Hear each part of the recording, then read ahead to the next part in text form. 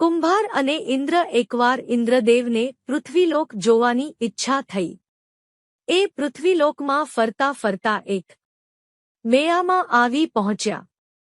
મેળામાં એક કુંભાર દેવોની મૂર્તિઓ વેચતો હતો. ઇન્દ્રે જોયું તો એ મૂર્તિઓમાં બ્રહ્મા, વિષ્ણુ અને મહેશ એ 3 મૂર્તિઓની સાથે પોતાની મૂર્તિ પણ હતી. એ જોઈ ઇન્દ્રને ગર્વ થયો, હું કંઈ જેવો તેવો નથી. આ પૃથ્વી લોકમાં બ્રહ્મા, વિષ્ણુ અને મહેશ એ 3 મોટા દેવોની સાથે જ મારી પણ ગણના થાય છે. ઇન્દ્રને થયું, લાવને, આ 3 દેવોની સાથે મારી કિંમત પણ કુંભારને પૂછું. તેમણે બ્રહ્માની મૂર્તિ બતાવીને પૂછ્યું, આની કેટલી કિંમત છે?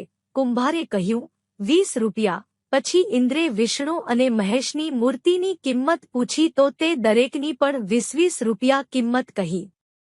છેવટે ઇન્દ્ર પોતાની મૂર્તિ ઉપાડીને પૂછ્યું, અને આની કિંમત? કુંભાર નિરાશ વદને બોલ્યો, આ ઇન્દ્રદેવની મૂર્તિ છે, પણ એમને અહીં કોઈ ઓળખતું જ નથી.